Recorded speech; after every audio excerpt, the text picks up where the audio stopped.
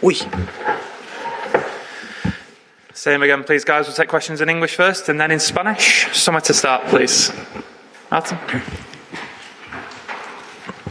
Hi, Bernardo. You've had quite a lot of different sort of experiences against Real Madrid in the past. Can you talk us through your sort of memories of playing against them? My memories of playing against them, I would say it's a mix. It's a mix of emotions in terms of. I think we played 4 times against. 8, 9 now. But we won. We knocked them out of the Champions League twice. They knocked us out of the Champions League twice, and so now it's the 5th time that we go against each other.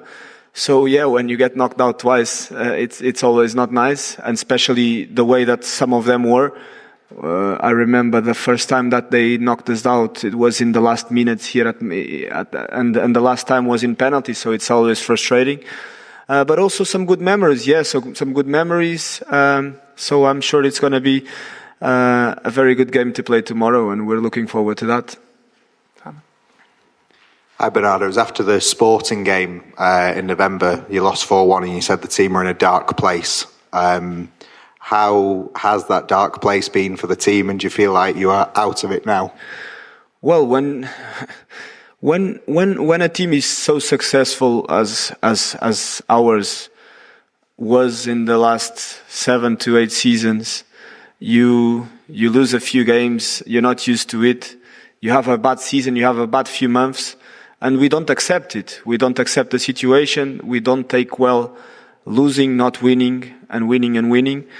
So yeah, it was at that time it was really frustrating because we came from, I think, 2 or 3 defeats in a row. I do think that the team is in a better moment now. Still not perfect in terms of results, especially, but I think we're not in the same dark place. Especially personally, that I was feeling like we were in, I would say, November. Was it? It was. Bernardo, we know that mentality will be incredibly important tomorrow. Over this next 24 hours, what sorts of conversations will you be having with your teammates? What conversations will you be having amongst yourselves right up until you walk out of the tunnel before a huge game to motivate you with the task in hand? Well, I don't think my teammates need a lot of motivation to play this competition, to play against this opponent. It's going to be such a special game.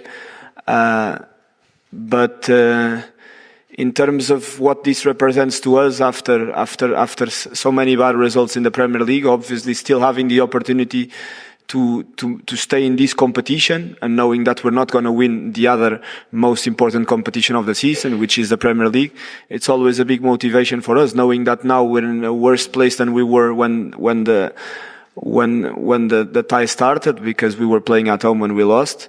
But still we believe that it's possible, knowing that we play against a very good team and a team with a lot of special moments in this competition. But yeah, we believe that we can come here, we can try, and maybe eventually put some problems to this Madrid team, knowing, as I said, that they're a top side. Yeah. Richard. Hi Bernardo. You faced Real obviously a lot of times later on in the competitions in recent years, and we're used to seeing you in quarterfinals, semi-finals, finals. If you can't turn this one round, what would that mean, and what would that say about this team and this season?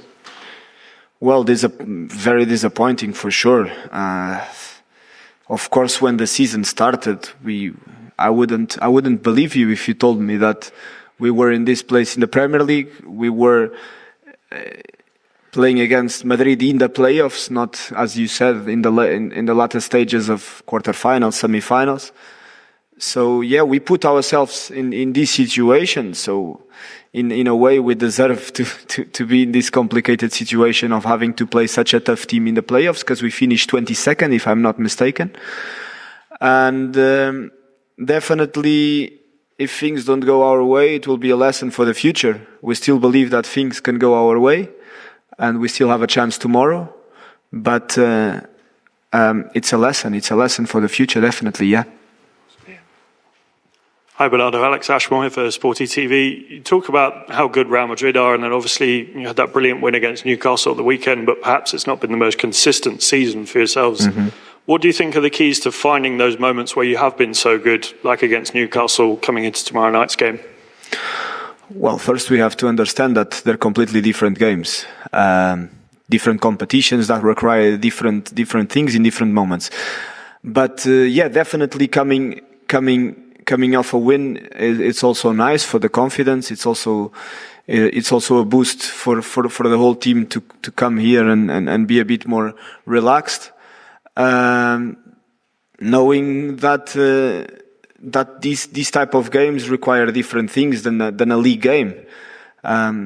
We will try to do our best to manage the game in the perfect way to try and create some problems to Madrid. John, still there. Bernardo. To your right. Got it.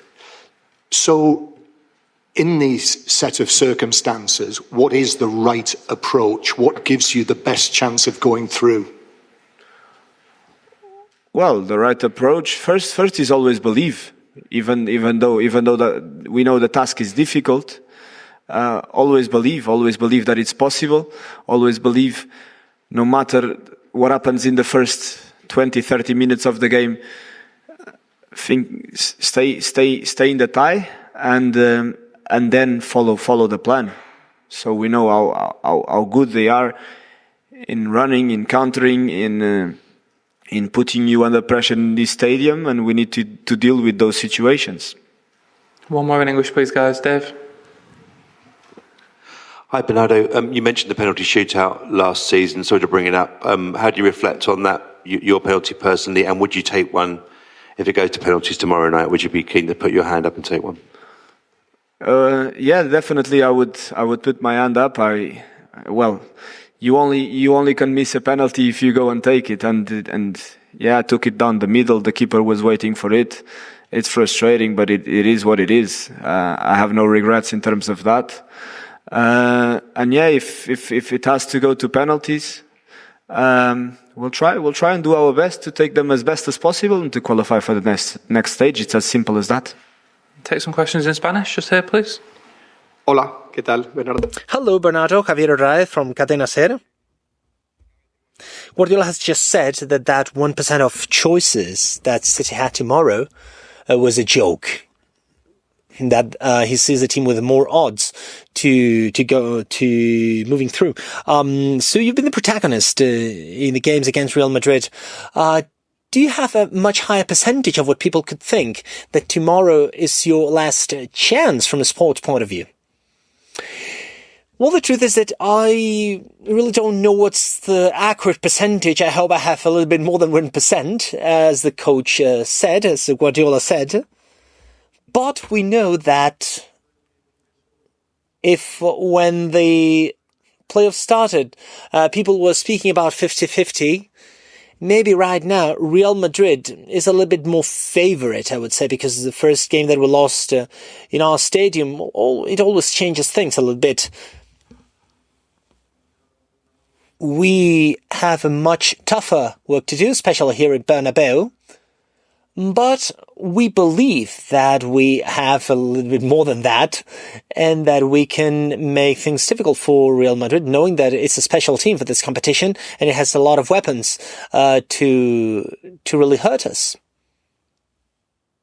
Hello, Bernardo. How are you doing? Yep, Carlos Vicente live for Radio Marca. We heard you, we saw you at the first game where you changed your t-shirt with your friend Mbappe. What do you think about Mbappe? Do you think that he's already adapted to Real Madrid? Maybe it's the most important player that Real Madrid could have for tomorrow? Well, first of all, I'm happy because I think that he was his dream since he was a kid. And, of course, Kylian is a great player and very special player. One of the most special ones in the world right now in football. But Real Madrid has many different weapons, has many ways to really hurt you, and you can just focus on one player. When you have Vinicius, Rodrigo, Bellingham, and Mbappe, you can just think of one. You have to think of all of them. You have to think of controlling the game as good as possible, so that they don't surprise you and they do not counter the way they love to do.